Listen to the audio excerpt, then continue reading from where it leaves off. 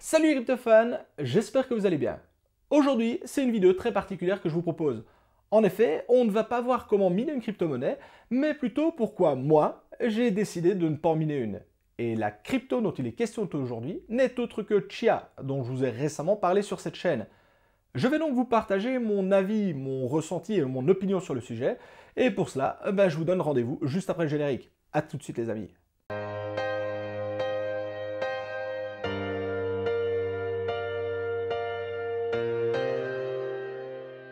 Et pour commencer, lorsque l'on réalise une vidéo où on donne son avis, je tiens à dire que celle-ci est totalement subjective. Il s'agit simplement de mon avis, de mon opinion, et elle n'engage que moi. Ce n'est pas parce que moi j'ai décidé de ne pas en miner que vous ne devez pas non plus en miner.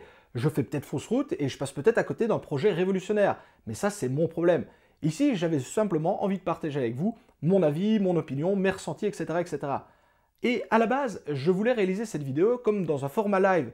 Cependant, je me suis rendu compte que le format vidéo classique était lui aussi pas mal. Et donc, il y a des chances que ce soit une sorte de mix hybride entre les deux, où je vais tourner tout ça en live, mais je vais probablement remonter un petit peu la vidéo derrière. Donc, ne soyez pas étonnés du nouveau style et du nouveau format. C'est vraiment pour cette vidéo que j'ai décidé de procéder de la sorte. Il y a donc quelques jours, j'ai réalisé une vidéo dans laquelle je vous expliquais comment miner du Chia. Et je vais être honnête avec vous, c'est la toute première fois dans l'ensemble de mes vidéos que je réalise une vidéo où tout simplement, je ne crois pas au projet qui est derrière. J'ai fait la vidéo car je sais qu'énormément de débutants étaient intéressés par le minage de cette crypto-monnaie-là, mais moi, hormis pour l'aspect vidéo, j'ai absolument pas miné du Chia derrière. Et ce pour plusieurs raisons, et la première, c'est tout simplement que personnellement, et là j'insiste vraiment, c'est le côté personnel, je peux faire totalement une erreur là-dessus, je ne crois absolument pas dans le projet. Pour le moment, cette blockchain, à mes yeux, bien entendu, elle n'a aucun intérêt, si ce n'est celui purement spéculatif des mineurs. Alors attention, ça c'est totalement discutable, on peut miner une crypto-monnaie uniquement pour son côté spéculatif, et ça c'est totalement, il n'y a vraiment aucun problème là-dessus. Mais moi dans mon cas, lorsque je mine une crypto, il faut un minimum que j'ai un feeling, un minimum que ça m'intéresse. Et là, je vais être honnête avec vous, le projet ne m'intéresse pas du tout. Ok, il y a des très grands noms de la tech derrière, notamment le fondateur de BitTorrent, etc., etc. Mais moi, ok, ça me hype pas plus que ça. Et en plus, la blockchain, pour le moment, elle n'a aucune utilité. On lui a trouvé encore aucune utilité. Vous savez juste que vous êtes en train de miner des blocs qui fonctionnent en pool of space. Mais honnêtement, ça s'arrête là. Et moi, à partir du moment où je vais devoir investir des centaines, voire des milliers d'euros dans du matériel justement pour miner, honnêtement, ça a tendance à totalement me refroidir. Il faut vraiment un petit quelque chose pour me convaincre d'investir. Et ça, c'est un petit peu ce qui manque vraiment dans ce type de minage. Alors, comme je vous l'ai dit, je peux faire totalement fausse route et peut-être que le projet va être amené à se développer, il va y avoir des choses révolutionnaires, etc., etc. Mais pour le moment, en tout cas, moi, ça me hype pas plus que ça. Hormis, ok, c'est vrai que c'est rigolo de se dire qu'on peut miner avec un disque dur, mais à partir du moment où il faut déposer des milliers, voire des centaines de milliers de dollars, d'euros pour acheter du matos, là directement, je vais être honnête, ça me refroidit. Et justement, en parlant de milliers d'euros, c'est un petit peu le souci que je trouve avec ce nouveau mode de minage. Parce que, ok, les gens ici se plaignaient que les cartes graphiques, les ASIC sont trop chères et trop difficiles à trouver. Sauf que là, on se retrouve exactement dans le même cas de figure, alors que à la base, c'était fait pour lutter contre ce problème-là.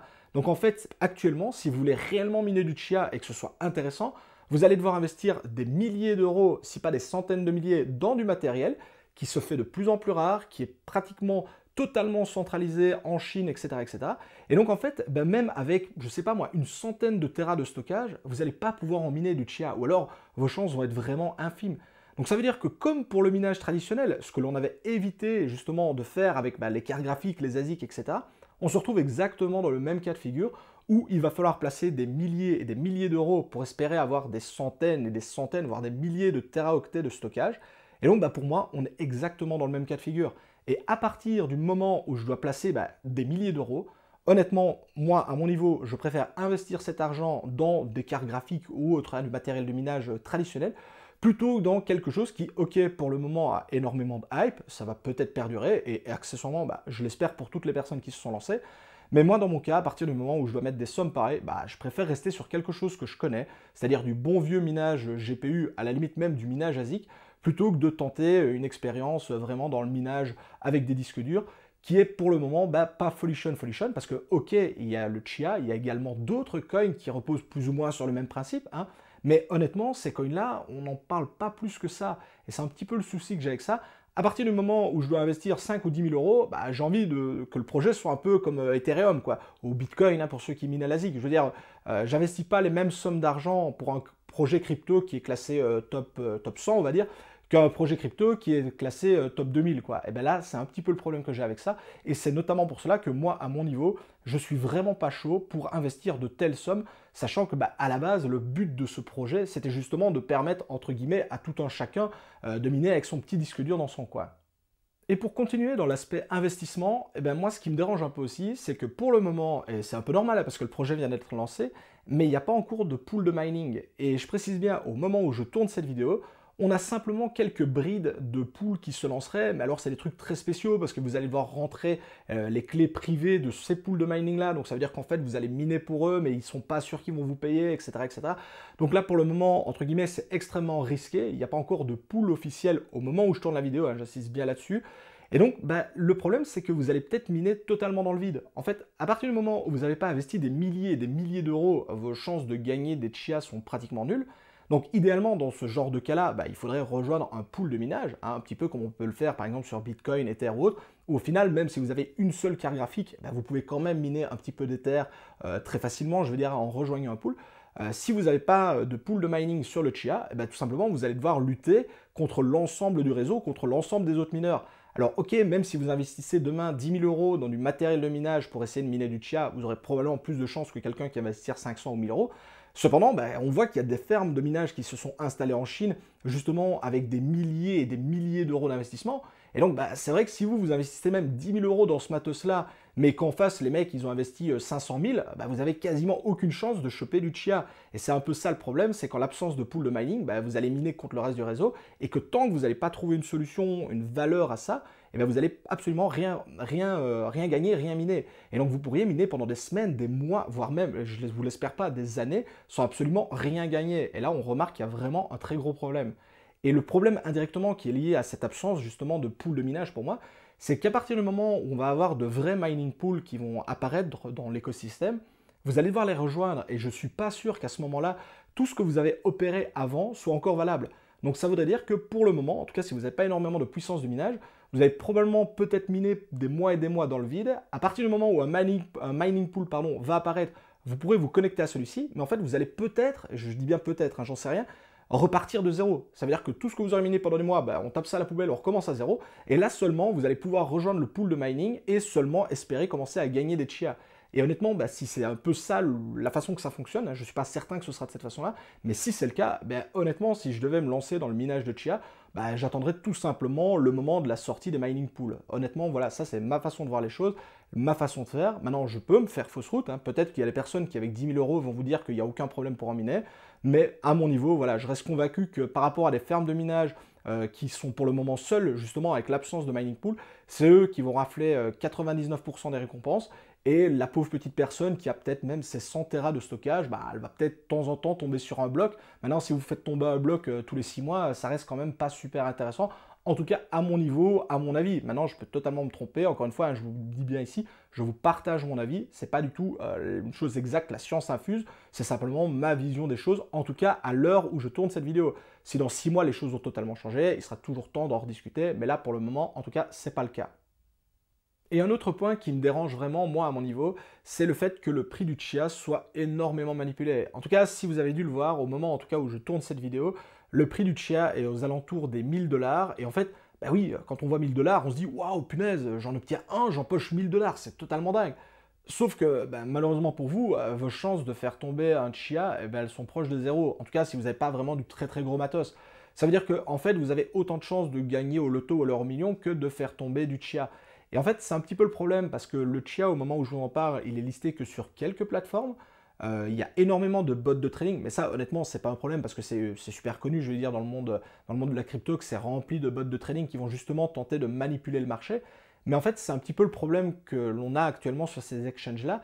En fait, le prix du Chia, il est très élevé pour une simple et bonne raison.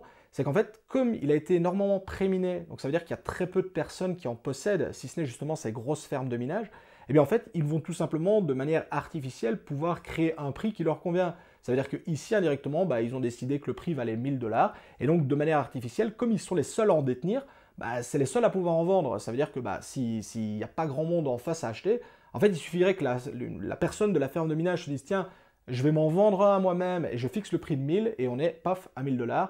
Et c'est un petit peu le problème qu'on a, parce que pour moi, le projet manque clairement de hype autre que côté mineur. Avoir de l'hype côté mineur, c'est toujours pour moi quelque chose d'excellent, hein. Je suis moi-même mineur, donc ça m'intéresse clairement. Maintenant, le problème, c'est qu'il faut également un peu de la hype côté investisseur, côté trader et autres. Et pour moi, pour le moment, en tout cas au moment où je tourne la vidéo, le chia en manque clairement. Et c'est ça qui est, selon moi, un énorme problème en tout cas, c'est le fait que, bah, hormis la hype des mineurs, il n'y a pas grand-chose derrière qui peut justement justifier de maintenir ce prix-là. Il faudra voir dans les mois qui passent, voir si des personnes hors minage s'y intéressent. Mais pour le moment, en tout cas, j'ai pas vraiment l'impression que ce soit le cas. Et pour finir, et je vais m'arrêter là pour cette vidéo, mais sachez qu'il y a également d'autres points qui sont beaucoup plus insignifiants, qui me dérangent indirectement sur le projet. Et si vous voulez en parler, n'hésitez pas à me contacter, mais je ne vais pas en parler ici dans la vidéo. Non, le dernier point qui me dérange et qui est le plus problématique, hein, c'est clairement ça, en tout cas pour moi, c'est clairement l'utilité, l'utilisation du proof of space. Alors, ok, sur le papier, le principe, il n'y a rien à dire. Je trouve ça génial, le fait de miner avec des disques durs. C'est vraiment sympa, c'est vraiment une belle alternative, etc., etc. Mais moi, la question que je me pose, c'est justement à partir du moment, encore une fois, où je dois investir beaucoup d'argent, est-ce que ce type de minage-là a un avenir long terme? Et ça, honnêtement, j'ai vraiment du mal à le croire. Alors pourquoi est-ce que moi, j'ai du mal à croire ça, alors que je crois à fond dans le minage, je veux dire, traditionnel? En fait, ce qui me gêne, c'est qu'en fait, avec le pool of space, on est parti du principe que, ok, les ASIC, les cartes graphiques, c'est cher, ça consomme énormément d'électricité, c'est l'électricité perdue, ils se font rares, et donc ici, on va miner avec des disques durs, ça ne consomme pas d'électricité ou très peu, et ils sont, en tout cas à la base, ils étaient énormément disponibles en grande quantité. Et en fait, on justifie ça généralement sur le fait que c'est plus économe en ressources, c'est beaucoup plus disponible, etc., etc. Ce qui est discutable, le sujet n'est pas ici de parler justement si c'est plus économe ou autre. Mais en fait, moi, ce qui me dérange un peu, c'est que si on voulait faire vraiment un système plus éco-friendly, j'ai envie de dire, plus économe, pourquoi ne pas s'être dirigé justement vers du staking, des masternodes ou autre? Donc vraiment un système qui ne consomme quasiment aucune ressource, en tout cas électrique et autres. Parce que ici, au final, on se retrouve avec un principe de fonctionnement qui est exactement le même et qui a indirectement les mêmes travers que le minage traditionnel. Ça veut dire qu'au final, on se retrouve avec des disques durs qui valent de plus en plus cher, qui se font de plus en plus rares. Et au final, on n'a pas un gain, je veux dire, électrique énorme. Et donc, en fait, si vraiment l'aspect, c'était économie des énergies et autres, pourquoi pas s'être tourné vers le staking, le masternode ou autre? Et indirectement, si c'était pour au final garder cet aspect justement consommation énergétique, le fait d'avoir recours à des composants électroniques, hein, les disques durs, les SSD, au final, pourquoi pas faire du minage traditionnel avec même un processeur, je veux dire, ou autre? Alors, je comprends bien, ça peut avoir une utilité dans certains projets. Par exemple, je sais bien que chez Storage, par exemple, le fait de mettre à disposition l'espace de stockage a un intérêt parce que les gens peuvent venir héberger tout un tas de fichiers, etc., etc., sur le réseau. Donc, ça peut avoir un intérêt.